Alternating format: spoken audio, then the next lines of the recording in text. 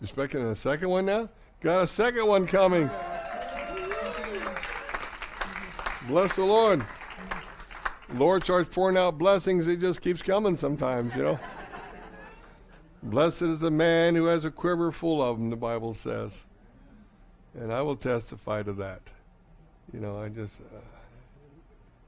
you learn from your children. And your children can teach you. Also, our Stuart is a grandpa. A little baby girl last night. Stuart.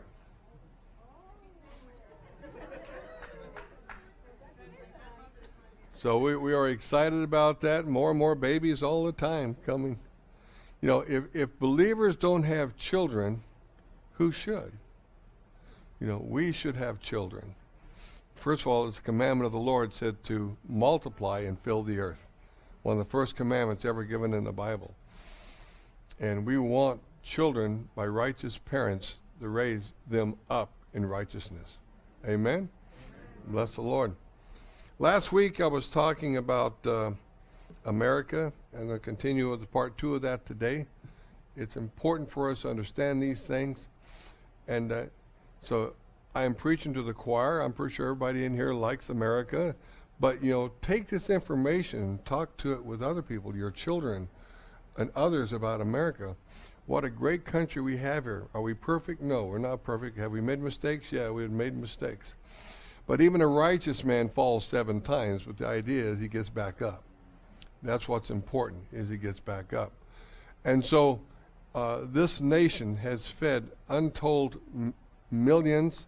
This nation has turned away despots and dictators that wanted to control the world. This nation has saved other countries from bad guys. And we rise up, and we continue to keep rising up as long as we are a nation whose God is the Lord. You know, when we cease being a nation whose God is the Lord, God will pull his blessing from us. And I will shudder to think about that day. And we're getting awful close to that happening right now. Awful close to that happening. So I do kind of shudder what might lie ahead.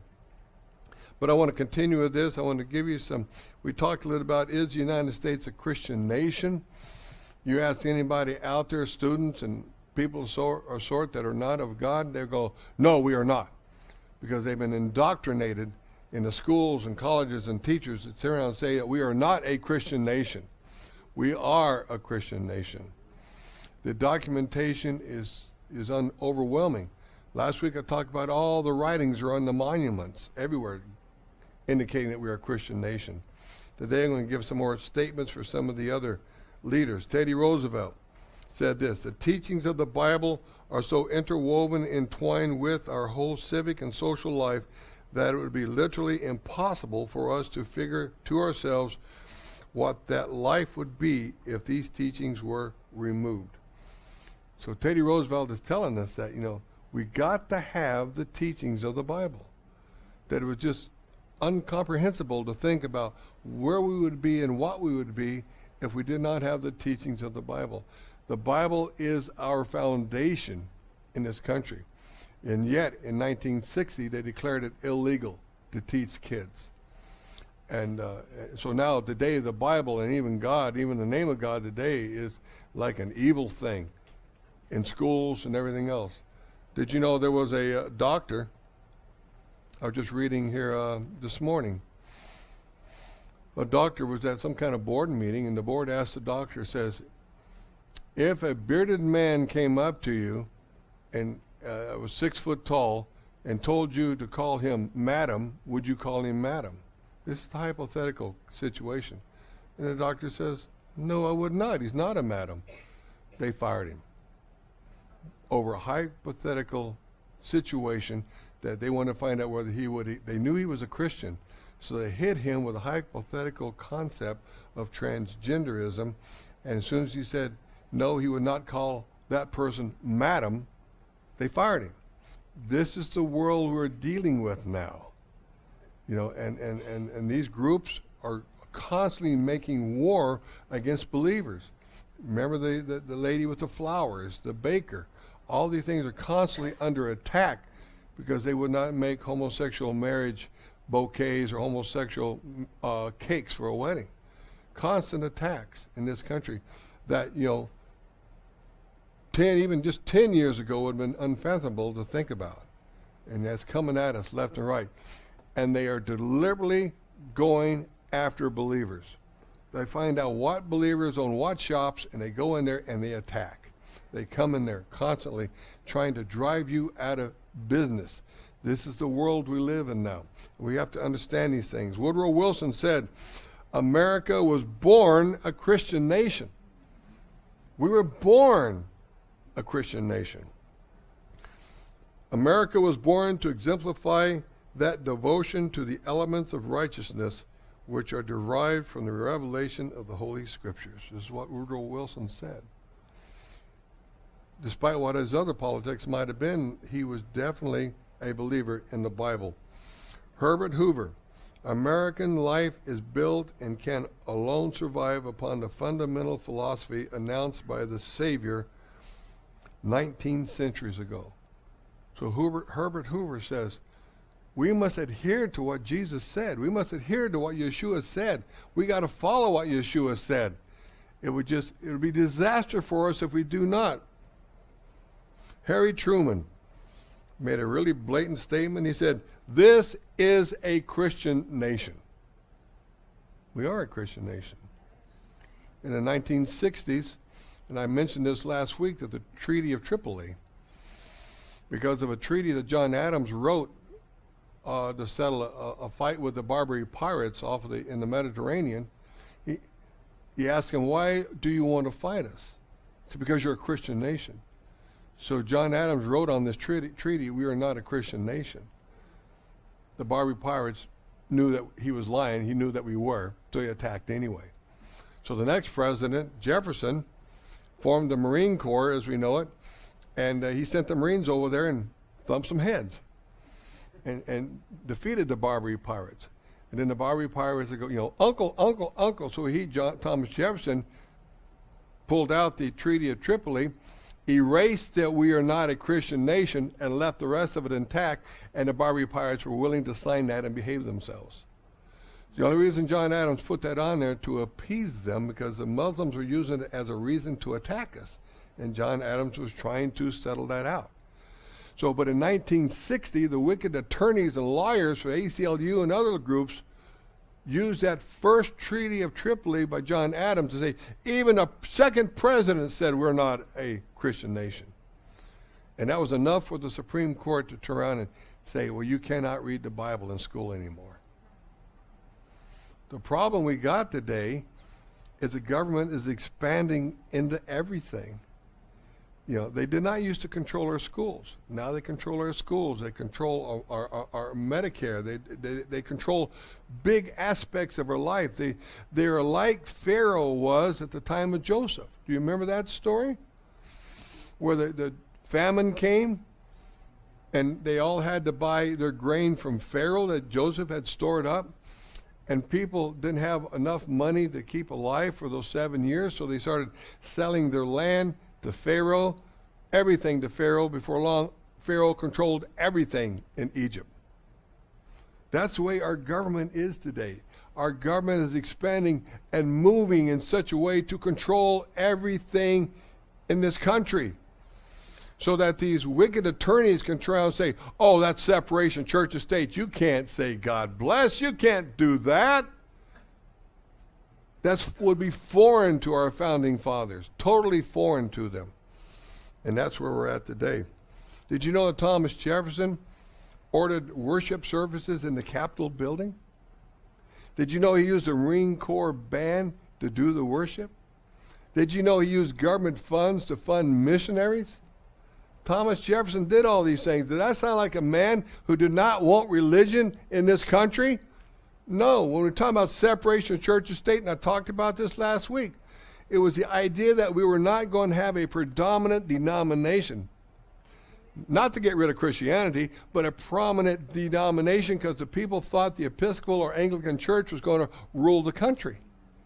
That was the whole idea of that separation of church and state. They did not want another English setup, another Anglican Church of England setup.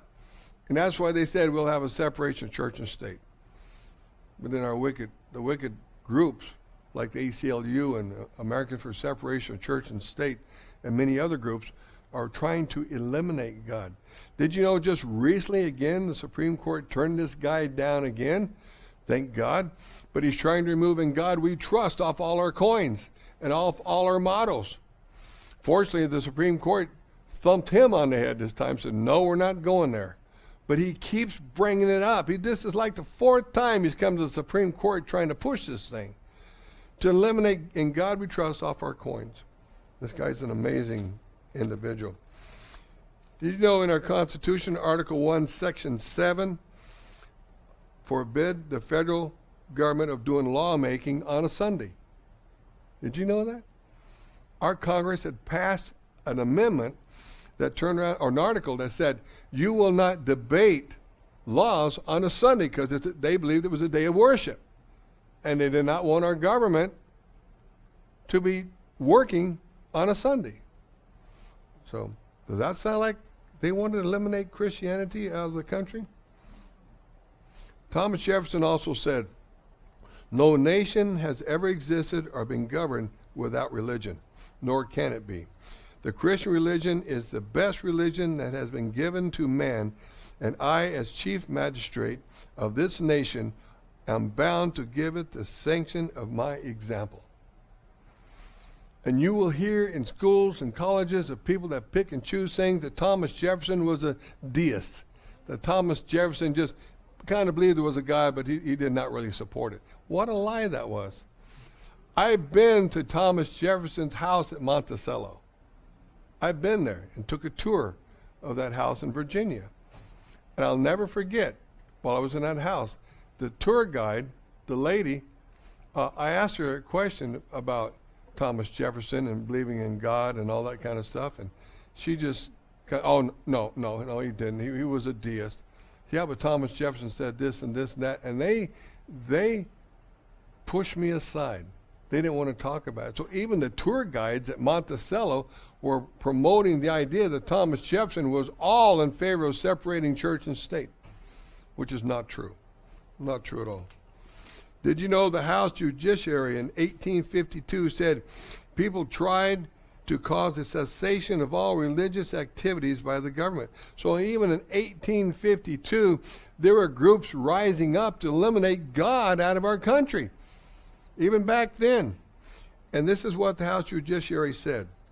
Had the people during the Revolution had a suspicion of any attempt to war against Christianity, that revolution would have been strangled in its cradle, and Christianity should be encouraged. Any attempt to level or discard all religion would have been viewed with a universal indignation. This was the House Judiciary Committee.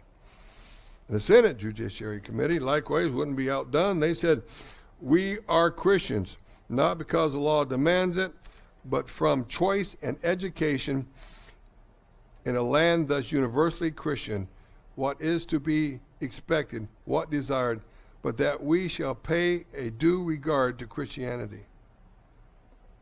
Wow. Judiciary committees would say stuff like that. That's not what we hear today. The left has taken all this stuff and turned it upside down, just like Isaiah says. Bitter will become sweet, sweet will become bitter, light will become dark, dark will become light. Everything's upside down. And even the prophet Baruch even said the same thing. In the last days, there will be no wisdom at all. Folks, we're seeing that today. All you have to do is watch the news channel. It's like, where has wisdom gone? What is going on here? It's exactly what Isaiah is talking about. And we're seeing that today. Why? Because we are in the last days, folks. You've heard me say this many times. The end is not near. The end is here. It's coming. It's coming quickly. James Garfield, our 20th president, July 2nd, 1881, was shot after only 4 months in office. He was shot by a man named Charles Guiteau. He was a free-love, polygamous communist from a communist cult called the Oneida Community, and he killed James Garfield. The Vice President, Chester Arthur, said, "In his inscrutable wisdom, it has pleased God to remove from us the illustrious head of the nation, James Garfield, President of the United States. It is fitting that the deep grief which fills our heart should manifest itself with one accord, the throne of infinite grace, that we should bow before the Almighty in our affliction." That was Chester Arthur, the Vice President, speaking over Garfield. Now, James Garfield argued in a college before he got into politics against evolution and won the debate before entering into politics. He was overwhelmed. He overwhelmed his opponent, who later abandoned his evolutionist theory. So even James Garfield debated somebody that's an expert in evolution and won that debate and overwhelmed him, even to the point that this guy he was debating changed his mind and quit believing in evolution. Garfield was a major general in the Civil War. In his inaugural address, Garfield said this on March 4th, 1881, before being shot. He said, "Let our people find new meaning in the divine oracle," that's the word of God, "which declares that a little child shall lead them. For our own little children will soon control the destinies of the republic. Our children will surely bless their fathers and their fathers' God, that the Union was preserved, that slavery was overthrown, and that both races were made equal before the law." That's what James Garfield said in his inauguration. By the way, he was a Republican, in case you're wondering. President Garfield, right after he was elected, appointed several African Americans to prominent positions in the government. But then he went on to say about Otto von Bismarck. You know who Bismarck was? That ruler in Germany? Germany's first chancellor in 1871 was given this is what Garfield said about Bismarck. He was a great man that supported defense and propagation of the Christian gospel, that it was essential object of the German government. That's what Bismarck said. You guys are all probably familiar with the battleship that was called the Bismarck. Sink the Bismarck, and all that kind of stuff. But Bismarck was a righteous leader in Germany. However, Bismarck saw the dangers of socialism and that came into Germany, so he created anti-socialist laws in 1878 to try to fight it. Nonetheless, Kaiser Wilhelm forced Bismarck to resign, and it precipitated World War I. It's too bad. Bismarck was a good man. Wilhelm was not. That Kaiser started World War I. And we learned about these things. As a congressman, Garfield said at the anniversary of the Declaration of Independence on July 4th, 1876, "Now more than ever before, the people are responsible for the character of their Congress." Let me repeat that again. This is very important. The people are responsible for the character of their Congress. Should I repeat that again? The people are responsible for the character of their Congress. That's what Garfield was saying. That if the body be ignorant, reckless, and corrupt, it is because the people tolerated ignorance, recklessness, and corruption. If it be intelligent, brave, and pure, it is because the people deemed these high qualities to represent them in the national legislature. If the next centennial does not find us a great nation, it will be because those who represent the enterprise, the culture, and the morality of the nation did not aid in controlling of the political forces. Garfield is saying it's up to us. We want righteous people in Congress, it's up to us. Unfortunately, today there's so many people that don't want to adhere to righteousness. All they're interested in is what's in it for me. That's all they care about, is what's in it for me. You can't live our lives like that. What's in it for me? It should be what's in it for the United States of America. What's in it for God? These are the things that we should question. Because if you lift those things up, you're going to be lifted up. But unfortunately today, people vote for different reasons. One little topic, one little subject, and they're voting for whoever because of that one little thing. We got to understand, we are responsible for the character of our Congress. Benjamin Franklin was speaking when the Constitution a debate was taking place, and it was ready to collapse, that convention, Constitutional Convention, in 1787. Benjamin Franklin said this. He broke the deadlock by saying this: "Sir, that we have not hitherto once thought of humbly applying to the Father of lights. In the beginning of the control with contest with Great Britain, when we were sensible of danger, we had daily prayer in this room for divine protection.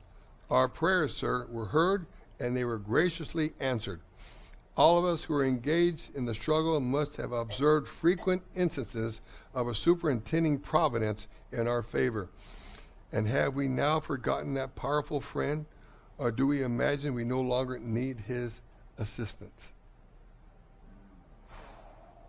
Franklin goes on to say, "We have been assured, sir, in the sacred writings, that except the Lord build a house, they labor in vain that build it.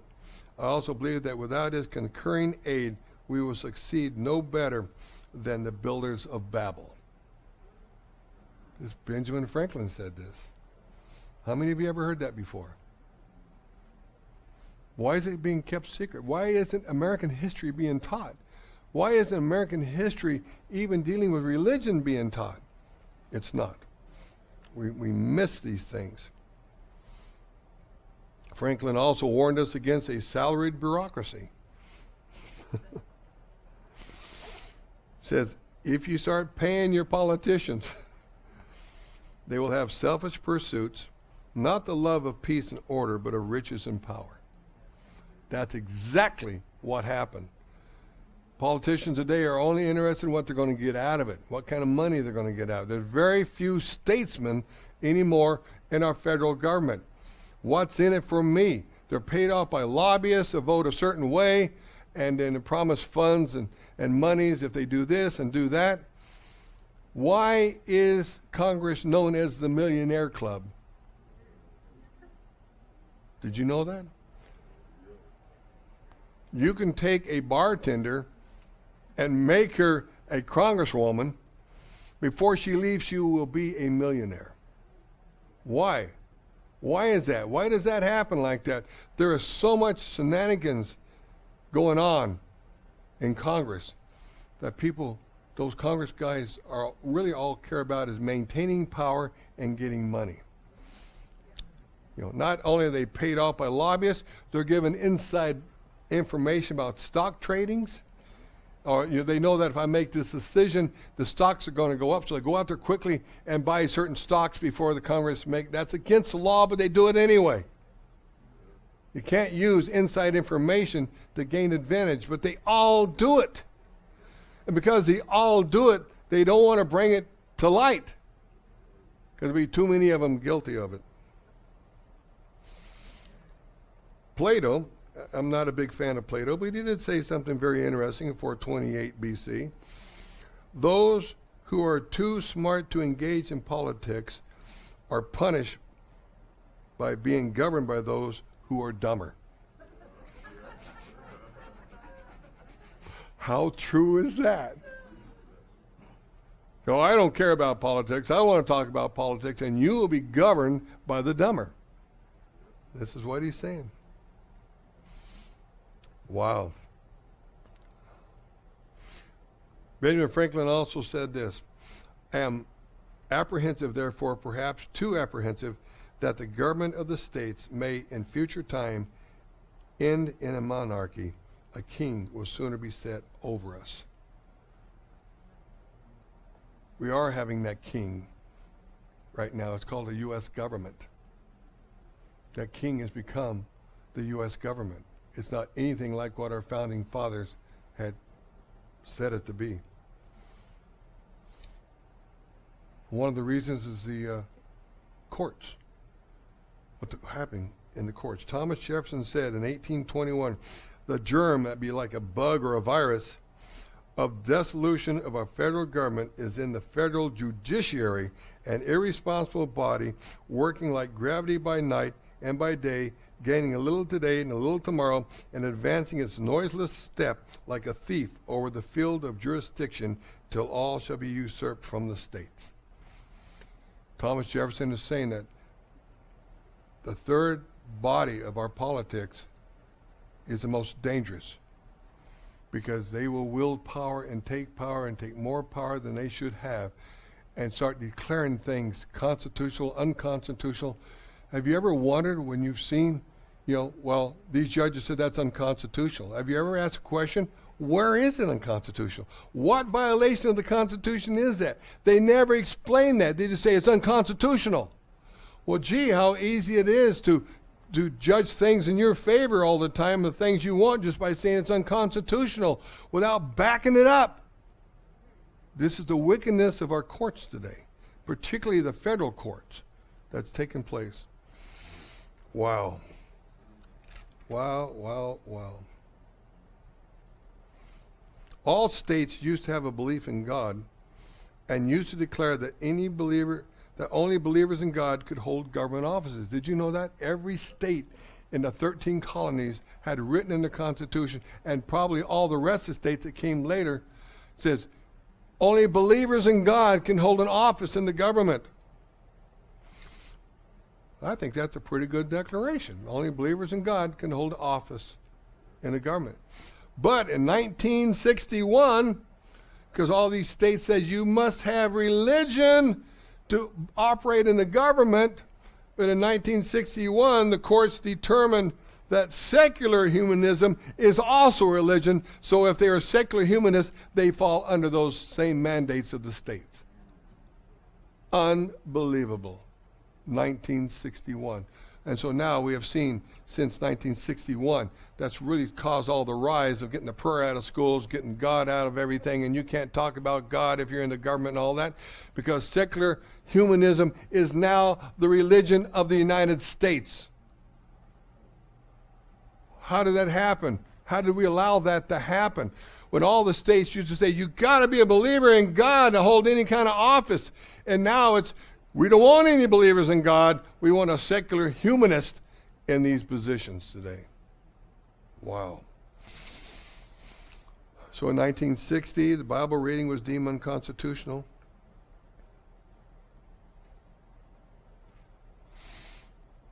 But ever so often you hear a good court case. Crockett versus Sorensen in 1983.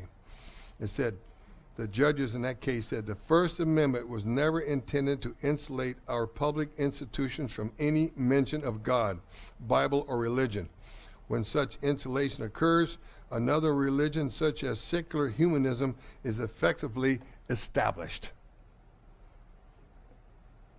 Wow, that was in 1983. There were some righteous judges still around during that time.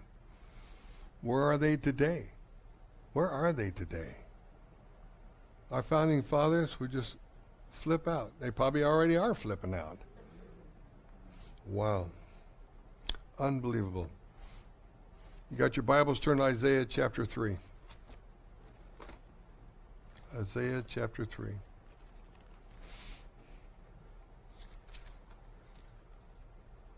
Beginning with verse 1.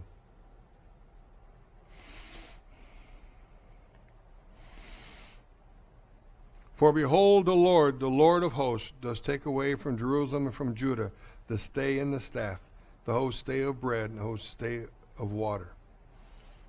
The stay and staff mean the same thing, but one's masculine tense, one's feminine tense. But the Lord is saying here, because of Judah and Jerusalem's wickedness and idolatry, he's going to take away from them their substance, the things that they eat, their water, all these things are going to be taken away from them. Verse 2, the mighty man, the man of war, the judge, the prophet, the prudent, and the ancient. The ancient talking about elders. So, because of Judah and Jerusalem's sin against God, he's going to take the wise people out. He's taking them out. The strong people are going to be taken out. The good judges are going to be taken out. The good prophets are going to be taken out. And the ruling elders will no longer be ruling. This is what happens to a nation when they begin to falter. This is why it's important for us to see what happened to Jerusalem and Judah so we can understand what's going to happen to us. It's already in full motion now.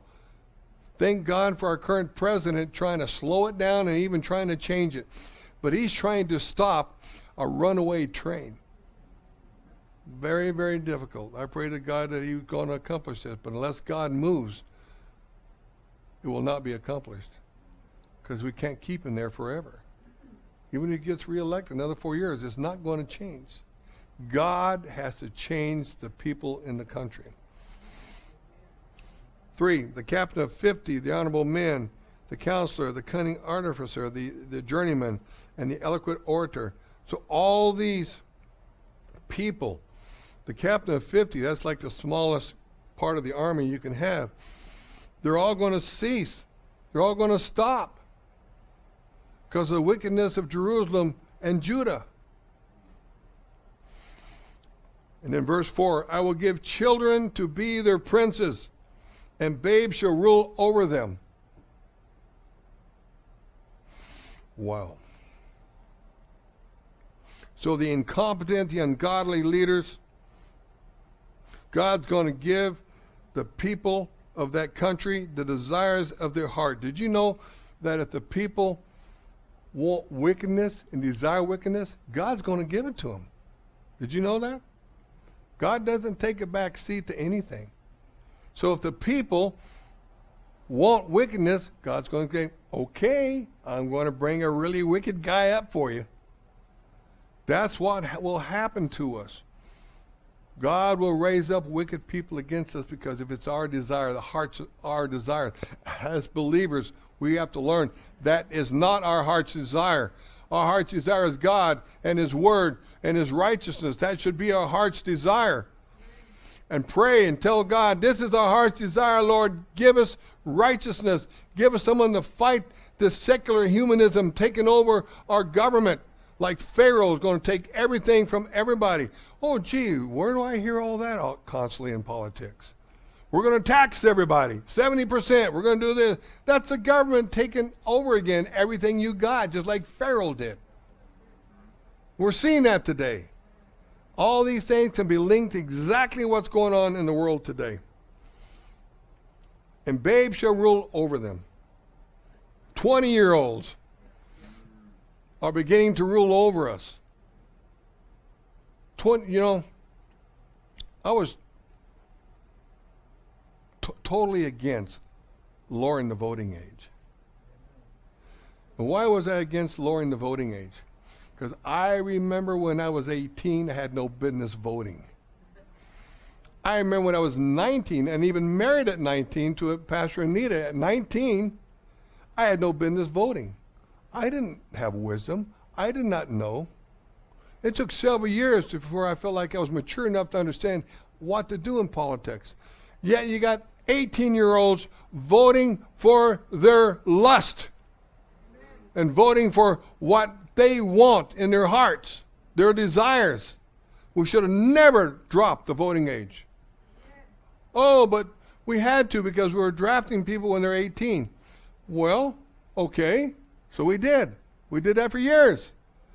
If that's a real concern to you, then let's make it we can't draft them until they're 21. There was always a way to deal with it instead of giving young people a right to vote.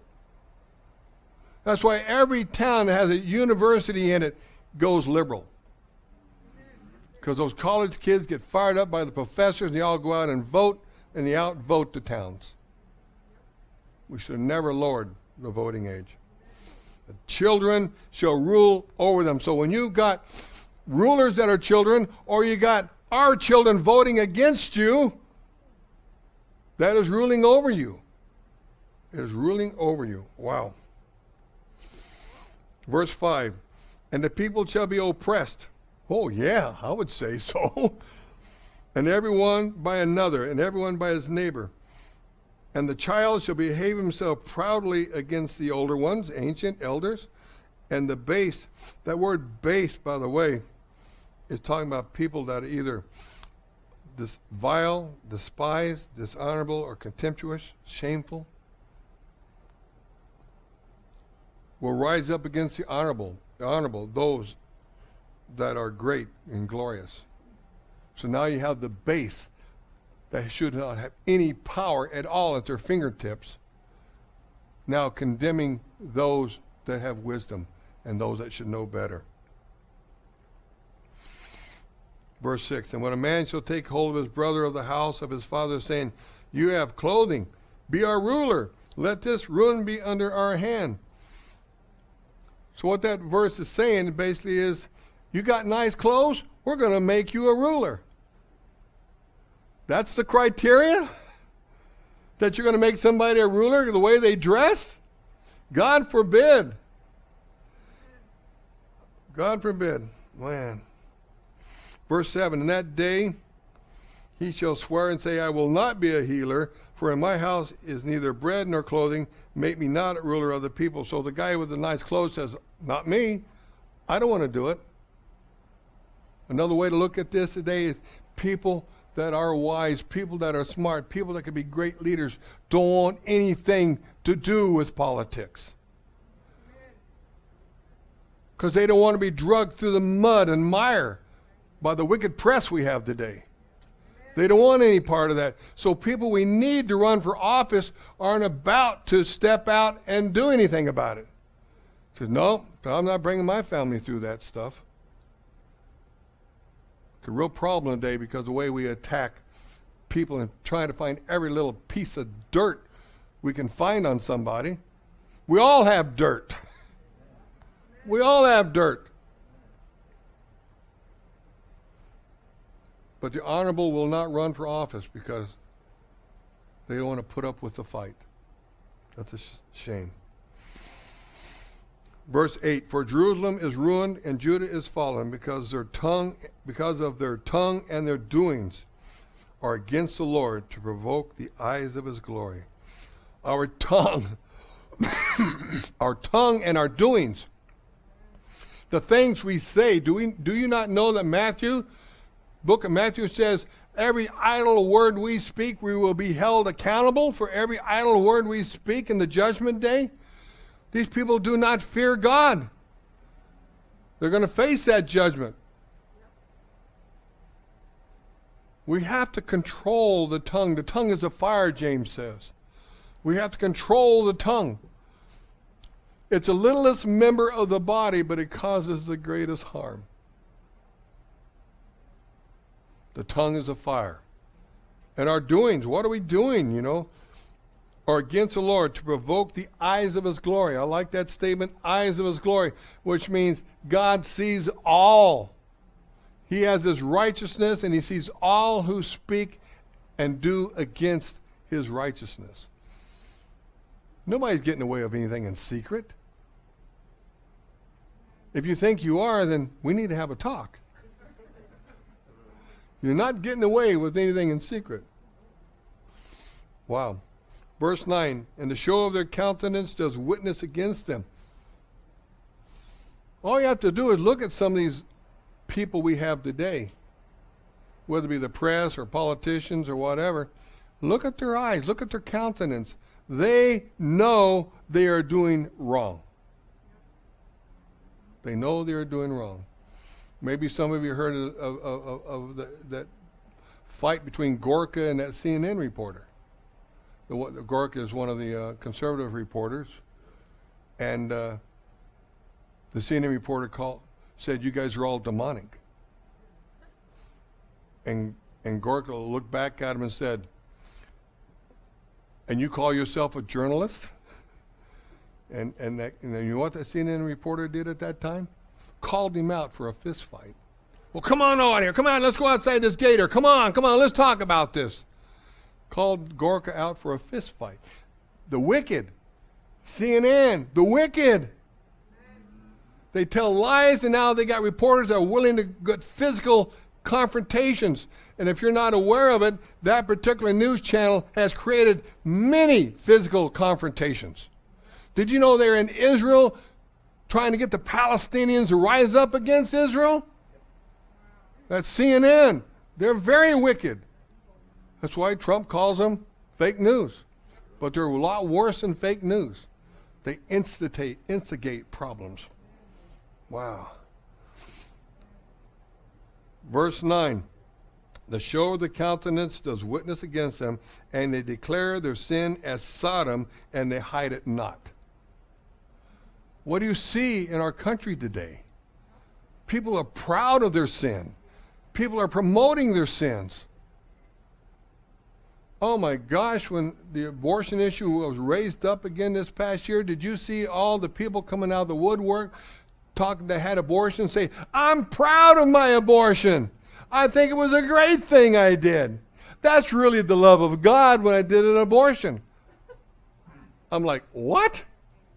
Convoluted logic.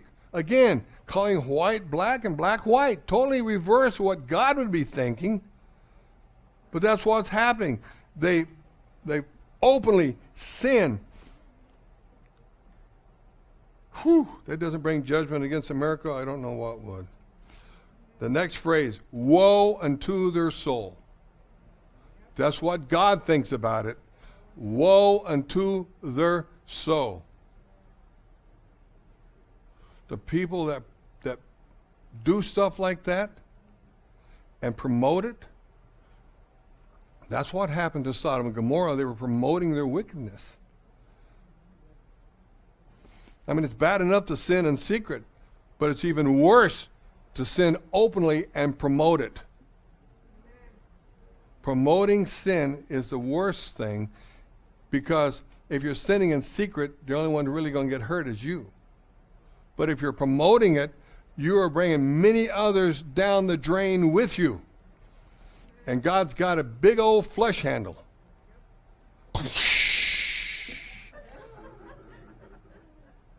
Promoting the wickedness. This is why Matthew 5 says, those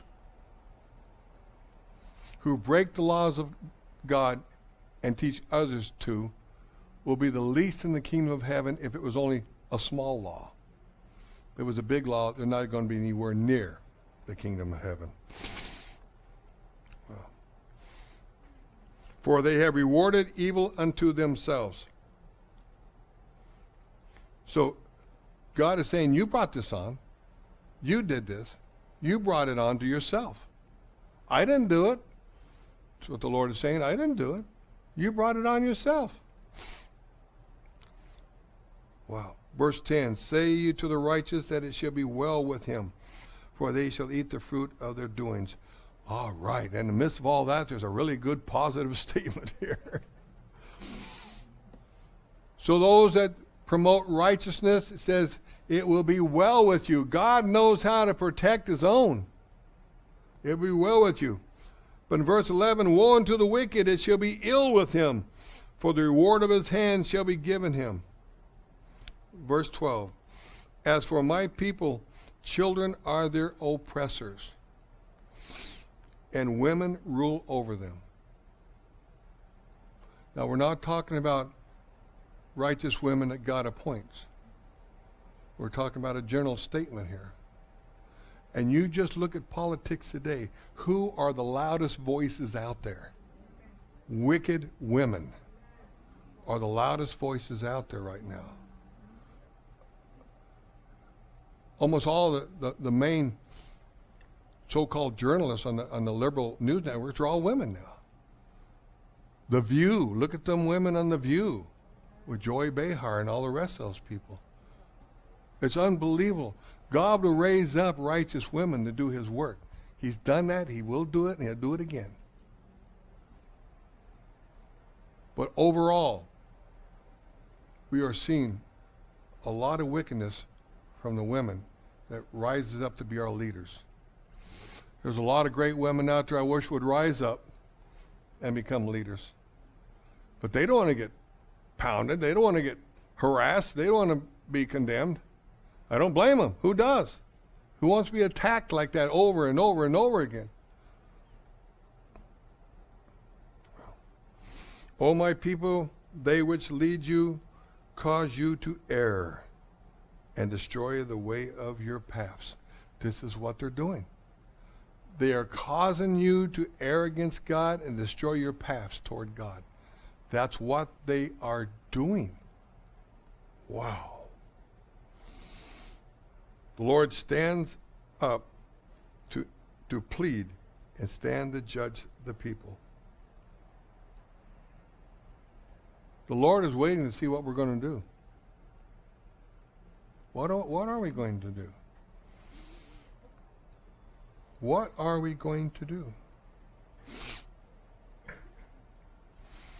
Just like it was said, we're responsible for those who rule over us because we're a democracy. We voted. It'd be different if there was a king over us and we didn't have a choice. And I can't tell how many times people have told me, says, well, I don't like to vote. I don't like to do this. I don't want to get involved in politics. I don't want to talk politics. Folks, if you don't, you'll succumb to those that you don't want to rule over you. You've got to get involved. You have to get involved. Our days as United States of America are very numbered right now. I keep seeing this wickedness rise stronger and stronger and stronger. Then you get good, righteous politicians who are trying to stop it. And like I said before, it's like trying to stop a runaway train. Satan is having a field day with the United States. Why does he want to do this to America? Because America is in his way. America is stopping him from taking control of the world. If America would fail, it would probably be a matter of months. Nations would attack Israel in the Mideast, if that long. The United States has held him back. He hates us with a great hatred. But we can defeat him. We can defeat him if we stand for righteousness. We can defeat him. We call upon his name and pray. We can defeat him by walking in righteousness and unifying as a body of believers to make war against him. He wants to destroy the United States. That's what he wants to do. He's an accuser of the brethren. And we could talk, that's a whole different sermon in itself. But what he tries to do all the time is says, oh, you're trying to pray? Well, you hypocrite. Why are you praying? I saw you do this and I saw you do that. That's what Satan does. Don't worry about being called a hypocrite any more than being called a Nazi or a racist or anything else. You are the children of God, and you stand for that. You make a mistake, your heart's still right, but you made a mistake in the flesh, all right? It's not hypocrisy. Try to stand up and do better and stand for the things of God. I'm getting tired of the left and the wicked pointing their fingers at us and saying, you hypocrite. Just because I stand for righteousness and I do something wrong does not make me a hypocrite. A hypocrite is one that promotes their sin and turns around and says, I can do it, you can't. That's a hypocrite. The Pharisees were hypocrites because they were telling everybody else how to live, and they lived under different rules. We are sinners. We make mistakes, but we stand for God. Do not let them declare you're a hypocrite. Do not let them declare you're a Nazi or a Hitler or any of these things. There's the ignorant people that say those kind of things. I wish we could take them sometimes and put them in those kind of countries that believe in those things and lock them away for a while. They'd come off the plane when they come back and be kissing the ground as soon as they got off the plane. They're ignorant people, terrible ignorant people. But that's the battle plan of the left. That's the battle plan of the wicked, to shut you up. They don't want you to have a voice. They want to shame you to close your voice. I don't care what you have done. Stand up for God. Stand up for God. Satan does that. You call yourself a Christian. You did this, you did that. Shame on you. You can't do those things. So you can't do the work of God because you're not worthy. Who made us worthy? Yeshua made us worthy. So don't let him speak to your ear that you are not worthy. You are unleavened bread. You are the righteousness of God. You are worthy. So when you leave this house today, understand that you are worthy of God. You are the righteousness of God, and you're not going to allow any enemy to say otherwise. I don't care if you did anything wrong. Just don't promote it. You go out there and you do something wrong, don't be coming in here and promoting it. That's all I care about, is that promotion of wickedness. Because when you start promoting it, now it's becoming hypocrisy. You can't promote it. You do something you're not supposed to do, okay. Ask God to forgive you and move on and stand for righteousness. Satan would rather have us be down here on the ground so he could step on us. Oh, we're not worthy, not worthy, not worthy. No, stand up. You are the worthiness of God. He died for you. And to declare yourself unworthy is to shame him. He made you worthy. Stand up and fight back. Amen? Amen. All right.